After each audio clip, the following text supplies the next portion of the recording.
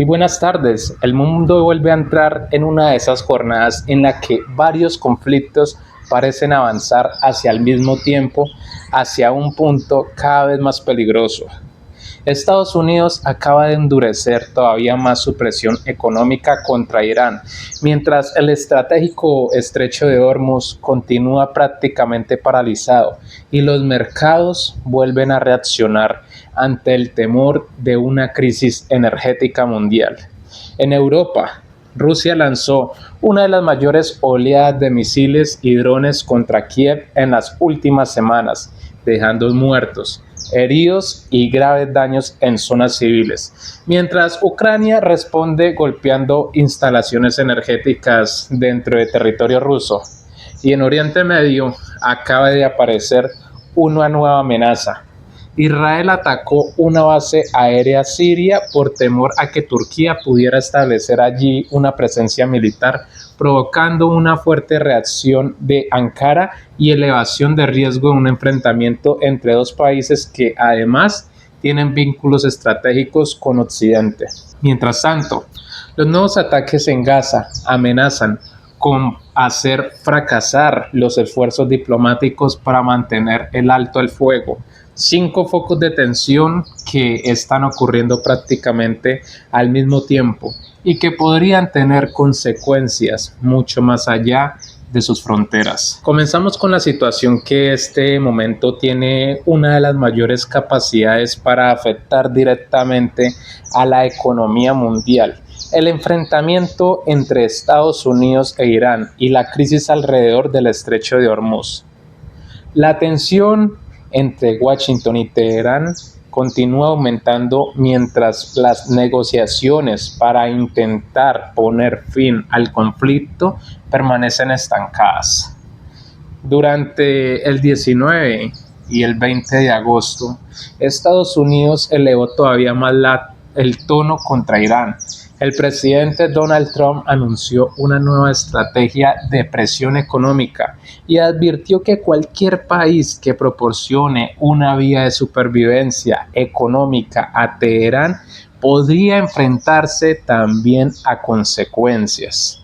El secretario del Tesoro estadounidense, Scott Bessent, afirmó que Washington está dispuesto a utilizar medidas económicas extraordinariamente duras para intentar obligar a Irán a modificar su posición. La amenaza es especialmente importante porque Irán todavía mantiene vínculos comerciales con importantes potencias como China y Rusia. Y aquí aparece el verdadero problema. Estados Unidos no solamente quiere presionar a Irán, también quiere impedir que otros países ayuden a Teherán a resistir esa presión. Washington busca cortar las fuentes de ingresos que todavía permiten a la economía iraní funcionar a pesar de las sanciones y la guerra. Trump ha advertido que cualquier país que proporcione a Irán una especie de salvavidas económico podría terminar enfrentándose a medidas estadounidenses. El objetivo es claro: aumentar el costo de continuar la guerra y obligar a Teherán a regresar a la mesa de negociaciones bajo condiciones más favorables para Washington. El ministro iraní de Exteriores, Abbas Araghchi, rechazó las amenazas estadounidenses y acusó a Washington de utilizar una política de presión económica que, según Teherán, ya ha demostrado ser un fracaso.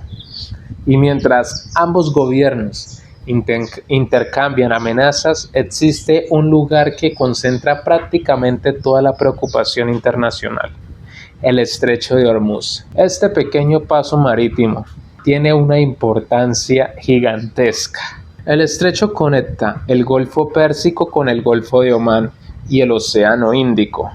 Por allí se mueve una enorme cantidad de petróleo y otros productos energéticos. Durante décadas, cualquier crisis en esta zona ha provocado preocupación, pero ahora la situación es mucho más delicada, porque el tráfico marítimo se mantiene en niveles extremadamente reducidos. Estados Unidos afirma que el estrecho está abierto. Irán sostiene que permanece cerrado hasta que se cumplan determinadas condiciones. Y entre ambas versiones existe una realidad que resulta imposible ignorar.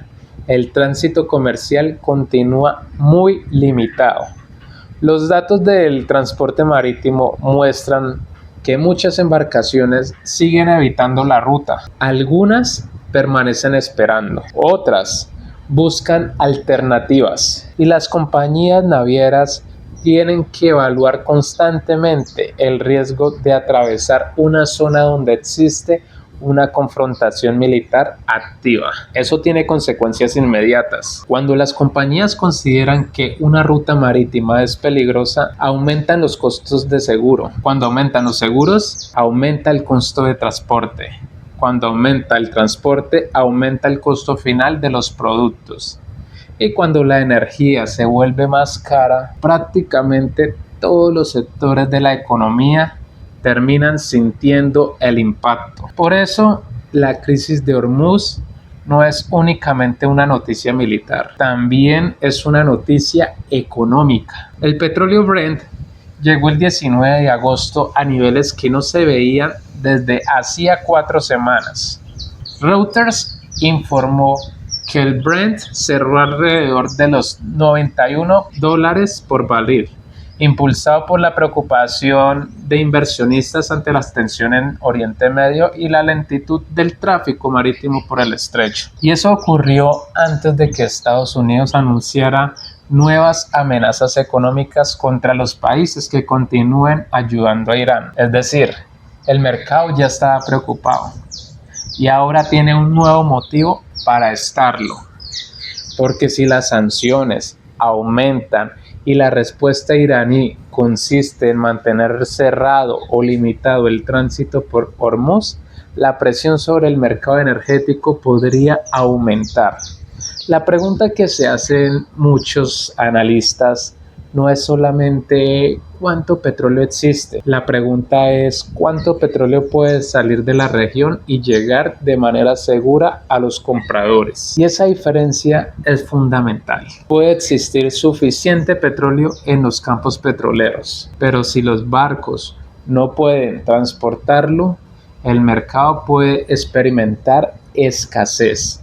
Y cuando el mercado percibe escasez, los precios suben, incluso antes de lo que la escasez se produzca físicamente. Es precisamente por eso que las declaraciones de Trump y de las autoridades iraníes tienen tanta importancia. Cada amenaza puede provocar movimientos en los mercados. Cada ataque contra una embarcación puede aumentar el riesgo.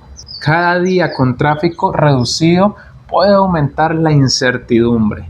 Y mientras la incertidumbre aumenta, los países importadores de energía comienzan a buscar alternativas. Trump ha insistido en que otros países puedan utilizar rutas alternativas, pero sustituir una ruta estratégica como es Hormuz no es sencillo. Los países del Golfo cuentan con diferentes oleoductos y rutas alternativas, pero ninguno puede reemplazar completamente la capacidad de transporte marítimo que pasa por el estrecho. Por eso la crisis continúa siendo tan delicada. Irán, por su parte, sabe perfectamente del peso estratégico de Hormuz. El país posee una posición geográfica que le permite ejercer presión sobre una de las principales rutas energéticas del mundo. Y aunque el cierre total del estrecho tendría consecuencias enormes también para Irán, Teherán ha demostrado que está dispuesto a utilizar la presión sobre el tráfico marítimo como una herramienta dentro del conflicto. El resultado es un enfrentamiento donde cada lado intenta obligar al otro a ceder. Estados Unidos utiliza sanciones. Irán utiliza su posición geográfica y militar. Y los mercados observan. Pero hay otro elemento que hace todavía más peligrosa esta situación. El conflicto no está limitado a Estados Unidos e Irán. Otros países de la región están comenzando a tomar decisiones Los Emiratos Árabes Unidos anunciaron medidas contra Irán y la actividad económica entre ambos países se ha visto afectada. Esto significa que la guerra está provocando una reorganización de las relaciones económicas de Oriente Medio. Y cuanto más se prolongue el conflicto, más difícil será regresar al escenario que existía antes de la guerra. También hay preocupación por la participación de otros actores regionales. Los ataques y las amenazas en diferentes zonas del Golfo y el Mar Rojo aumentan el número de rutas marítimas consideradas peligrosas. Y cuando varias rutas se vuelven riesgosas al mismo tiempo, las compañías tienen menos alternativas. Por eso, la crisis energética puede convertirse en uno de los principales efectos globales de esta guerra. Pero mientras Oriente Medio permanece al borde de una nueva escalada, Europa acaba de vivir una de las noches más violentas en los últimos meses. Nos trasladamos ahora a Ucrania. Durante la madrugada del 20 de agosto, Kiev volvió a convertirse en un objetivo de una gigantesca oleada de misiles y drones rusos.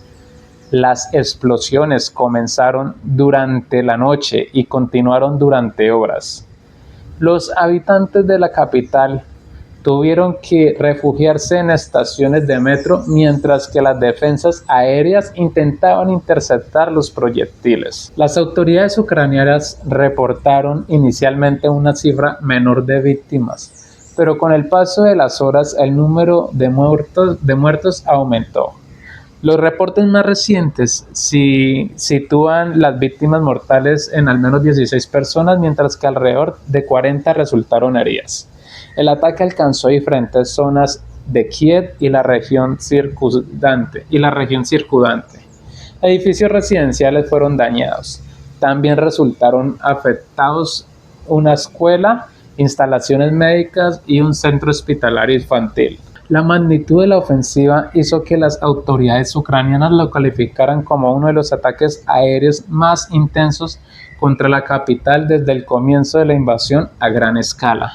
Associated Press informó que el ataque prolongado dejó al menos 16 muertos y 40 heridos, mientras miles de personas buscaron refugio en estaciones de metro durante la ofensiva.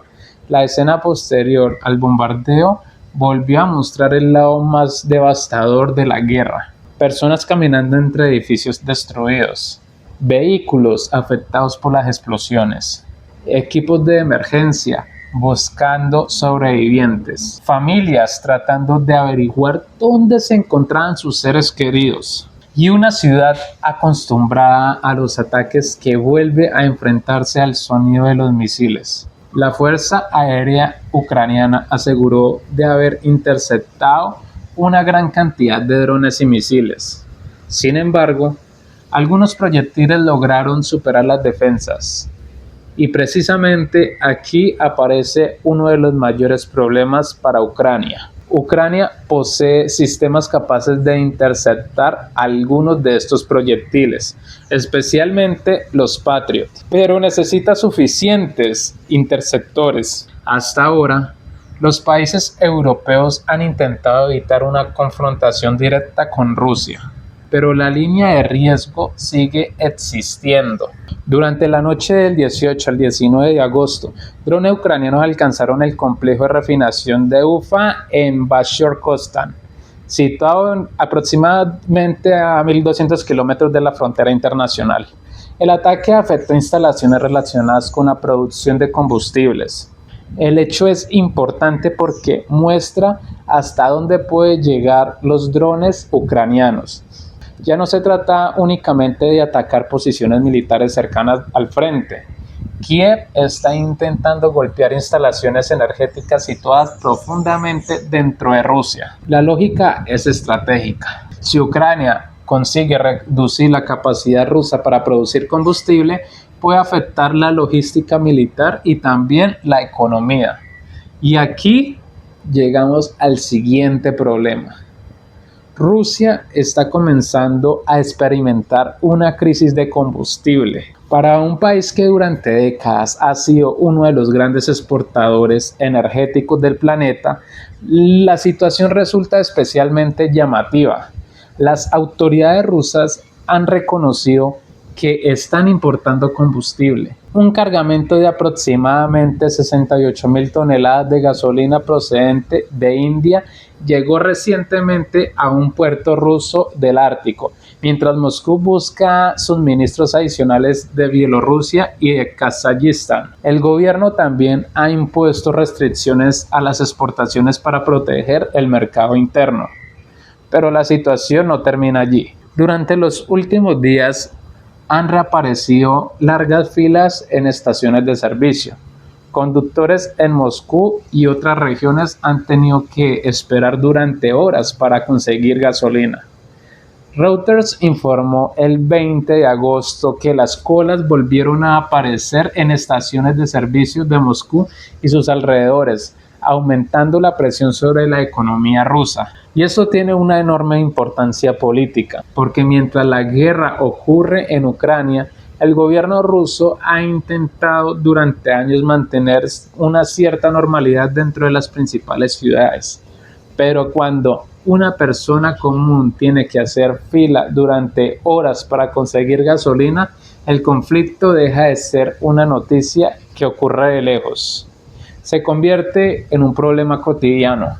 La escasez de combustible también puede afectar la agricultura, puede afectar el transporte, puede aumentar los costos de distribución, puede afectar la industria y puede generar presión sobre las autoridades locales. Pero mientras Rusia y Ucrania continúan intercambiando ataques, una nueva crisis está creciendo en Oriente Medio. Y esta vez el protagonista no es directamente Irán, es Siria. Y detrás de Siria aparece Turquía. Y detrás de Turquía aparece una preocupación directa de Israel. Todo comenzó con el ataque israelí contra la base aérea de Abu al-Duhur en el noroeste de Siria. El 18 de agosto Israel realizó 8 ataques aéreos contra la instalación, pero la razón que Israel dio para justificar la operación es lo que convierte este episodio en uno de los acontecimientos más delicados de estos días. Israel afirmó que existía el riesgo de que Turquía realizara la base para establecer una presencia militar. Según la versión israelí, Siria estaba a punto de permitir que tropas turcas se desplegaran en este sitio. Israel consideró que ese movimiento podría modificar el equilibrio militar en una zona que considera estratégica y decidió atacar antes de que la presencia pudiera consolidarse. El primer ministro de Israel, Benjamin Netanyahu, afirmó que Israel había enviado un mensaje claro a Siria para impedir una presencia turca en la base. La frase fue contundente. Según Netanyahu, Israel había advertido que no permitiría que se produjera ese despliegue, y el ataque llegó poco después. Pero aquí aparece una contradicción fundamental. Siria niega que existiera un plan para instalar una base turca permanente. El ministro sirio de Exteriores, Assad, afirmó que no existía intención de establecer una base turca ni una presencia militar permanente en Abu al-Duhur. Según su versión, oficiales turcos habían visitado la instalación dentro de actividades de entrenamiento y cooperación militar. La base, además, todavía no estaba completamente operativa. Shaibani afirmó que Siria había comunicado a Israel que no existía un proyecto para establecer allí una base turca permanente. Aún así, Israel decidió atacar.